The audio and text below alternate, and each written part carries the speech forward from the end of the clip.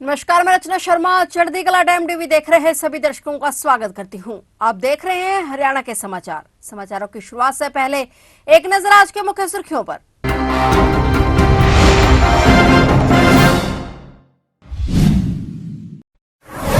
Karnal seat पर उपचुनाव मामले में हाईकोर्ट में सुनवाई। चुनाव आयोग से 30 अप्रैल तक मांगा जवाब। करनाल विधानसभा सीट के लिए 25 मई को उपचुनाव।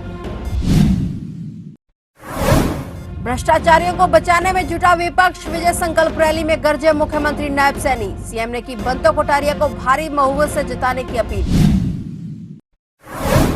जगाधरी विधानसभा में विपक्षी दलों को लगा करारा झटका। कंवरपाल गुर्जर के नेतृत्व में कई ग्रामीण बीजेपी में हुए शामिल। ग्रामीणों ने विभिन्न दलों को छोड़ भाजपा का थामा दामन।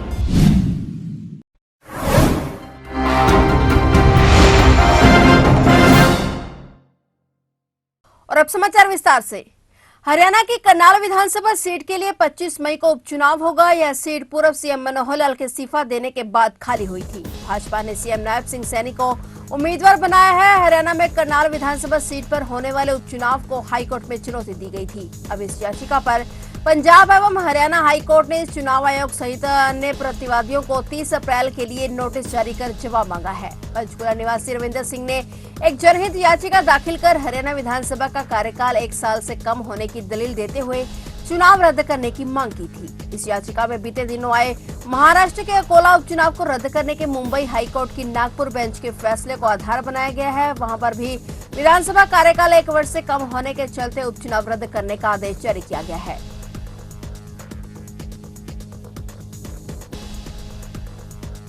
मुख्यमंत्री नायब सैनी यमुनानगर के दशहरा ग्राउंड में विजय संकल्प रैली में पहुंचे। अंबाला से भाजपा प्रत्याशी बंतो कोठारिया के समर्थन में आयोजित इस रैली में मुख्यमंत्री नायब सैनी ने कहा कि आज देश का सौभाग्य है कि देश को नरेंद्र मोदी के रूप में प्रधानमंत्री मिला, जो देश के हर व्यक्ति की चिंता करता है। उन्होंने कहा कि 2014 से पहले न गैस सिलेंडर मिलता था, न बिजली मिलती थी, लोगों को लाइनों में खड़ा रहना पड़ता था। अब लाइन सिस्टम को ही खत्म कर दिया गया है। हर चीज ऑनलाइन कर दी गई है। नौकरियां बिना खर्ची पर्ची के मिल रही हैं।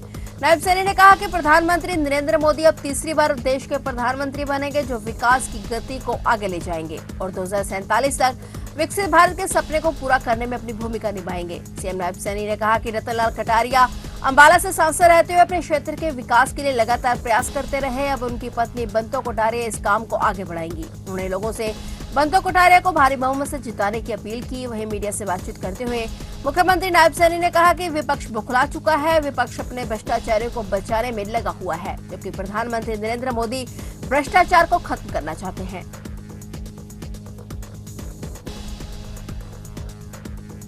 ऐसा नेतृत्व है जिसने आज देश दुनिया के अंदर भारत को एक नई दिशा देने का काम किया है।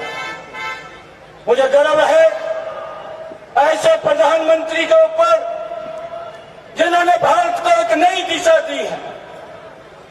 आज ये स्पष्ट रूप से दिखाई देता है भारतीय जनता पार्टी के पास सही नीति भी है, सही नेतृत्व भी है और सही योजना भी है।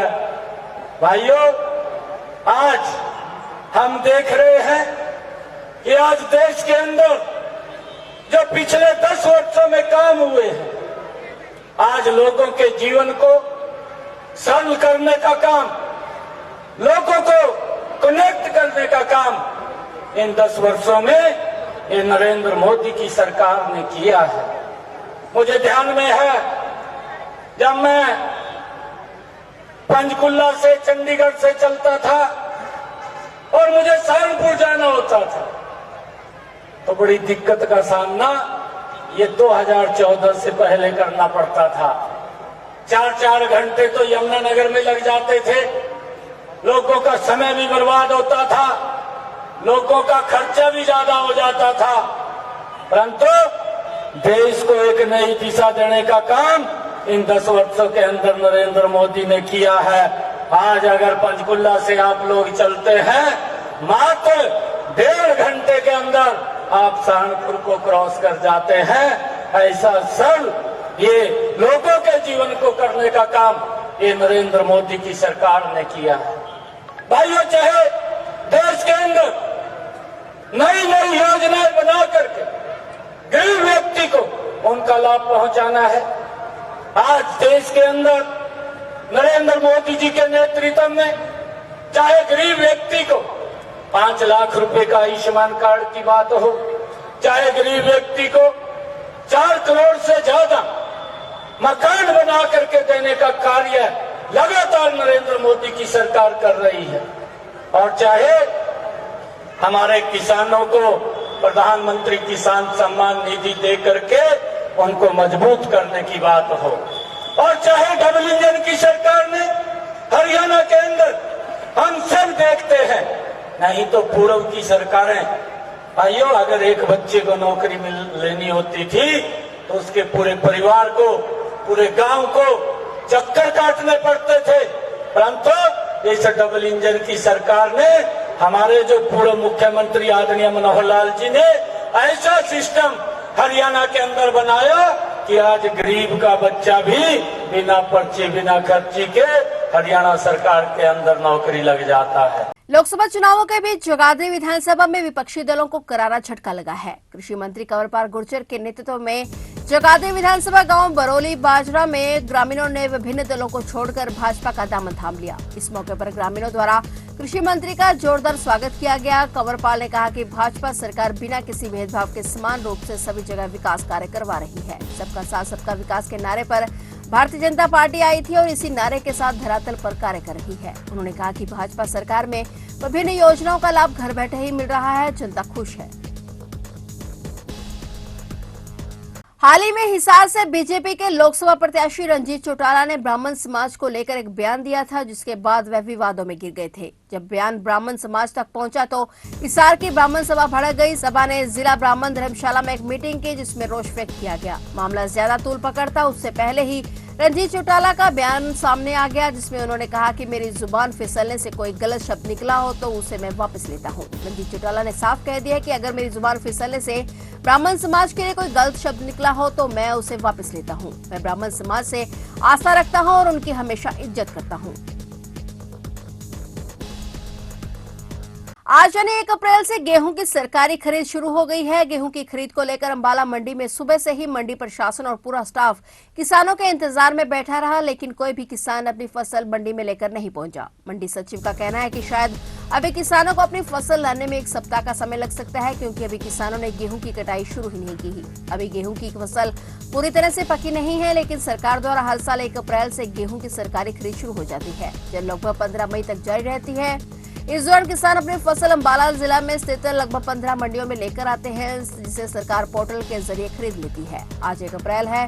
मंडी प्रशासन ने किसानों की फसल खरीदने के लिए तैयार है, लेकिन फसल पक्की न होने के कारण कोई भी किसान अपनी फसल लेकर नहीं आया है। उन्होंने कहा कि अगर बरसात भी होती है तो उनकी तरफ से पूरी तैयारियां हैं। बता दें कि आज आढ़तियों ने भी 1 अप्रैल से 5 अप्रैल तक सांकेतिक हड़ताल और धरना प्रदर्शन करना शुरू कर दिया है। उन्होंने कहा कि प्रदेश सरकार किसानों की सरसों की फसल हैफेड द्वारा खरीद कर रही है और फसल की रकम सीधे किसानों के खातों में डाली जा रही है।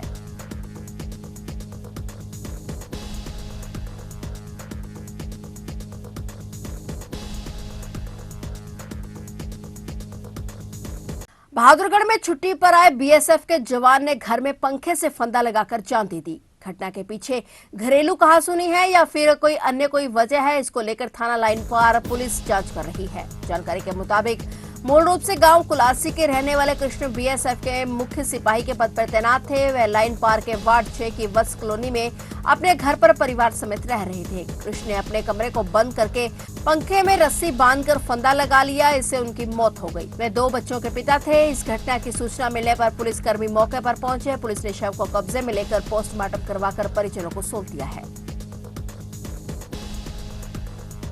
रोहतक पीजीआई की ओपीडी के समय में बदलाव किया गया है। निदेशक डॉक्टर एसएस लोचब ने बताया कि गर्मियों की शुरुआत होते ही पीजीआई की चौधरी रणबीर सिंह ओपीडी के समय में भी बदलाव कर दिया गया है। आज 1 अप्रैल से चौधरी रणबीर सिंह ओपीडी का समय सुबह 8 बजे से दोपहर 2 बजे तक का हो गया है। ओपीडी कार्ड सुबह 7 बजे से दोपहर 1:30 बजे तक बनेंगे। गर्मियों को देखते हुए ओपीडी का समय 1 घंटे जल्दी किया गया है।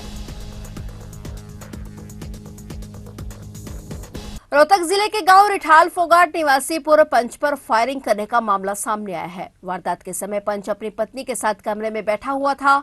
इसी दौरान एक गोली उसके पास आकर लगी, जिसके बाद मामले की शिकायत पुलिस को दी गई। पुलिस ने मामला दर्ज कर जांच शुरू कर दी है। घटना के बाद स्थानीय पुलिस, एफएसएल और सीआईए टीम मौके पर पहुंची और वहीं गाँव के पंच पर गोली लगने की खबर से पूरी तरह सनसनी फैल गई है। चंडीगढ़ प्रेस क्लब में आज प्रजापति समाज की ओर से प्रेस वार्ता का आयोजन किया गया, जिसमें मुद्दा रहा कि कुम्हार समाज को हिसार से लोकसभा का उम्मीदवार बनाया जाए। वरिष्ठ कांग्रेस नेत्री सुनीता शिल्पा और कुरुक्षेत्र प्रजापति धर्मशाला के प्रधान दर्शन लाडवा, बीपीएचओ लीगल सेल के प्रदेश संयोजक एडवोकेट शौकीन वर्मा, बीपीएचओ के प्रदेश अध्यक्ष नरेश गुहाना ने वार्ता में बताया कि इस लोकसभा सीट पर हमारे समाज के तकरीबन 2,70,000 वोट और बैकवर्ड क्लास के 3 लाख और 80 समाज के लगभग 2,87,000 के आसपास वोट हैं। उन्होंने बताया कि हिसार लोकसभा के 3 हलकों में प्रजापति समाज का काफी असर है, जिसमें बरवाला, नलवा और आदमपुर हलके हैं। समाज के नेताओं ने बताया कि प्रेस वार्ता का एजेंडा कांग्रेस पार्टी को इस बारे में जानकारी देना है कि समाज की मांगों पर विचार किया जाए, ताकि कुम्हार समाज का कैंडिडेट हिसार लोकसभा मैदान में उतरे। आज जो एजेंडा है वो कुम्हार समाज को, कुम्हार प्रजापति समाज को हिसार लोकसभा सीट कुम्हार समाज के कैंडिडेट को देने के लिए और हिसार लोकसभा जो सीट है इसमें जो हलके हैं, बरवाड़ा है, आदमपुर है, नलवा है, ये कुम्हार जाति डोमिनेटेड हलके हैं। इन हलकों में पहले भी कुम्हार समाज के एमएलए रहे हैं। बरवाड़ा से जयनारायण वर्मा जी रहे हैं,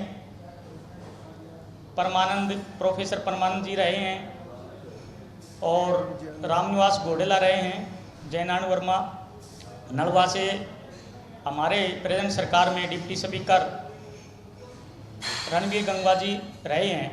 तो कुम्हार समाज लोकसभा हिसार में 3 हलकों में डायरेक्ट इफेक्ट डालता है और हमारी मांग है कि हिसार लोकसभा सीट कुम्हार बिरादरी के कैंडिडेट को दी जाए।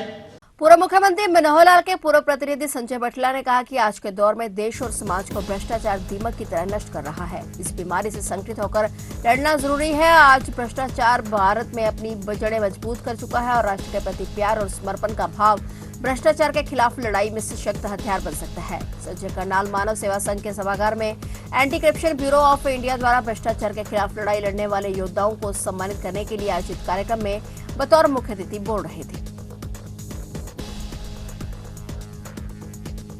तो ये थे हरियाणा के समाचार और नए समाचारों के साथ फिर से हाजिर होंगे। तब तक के लिए देखते रहिए चढ़ती कला टाइम टीवी और मुझे दीजिए इजाजत। धन्यवाद।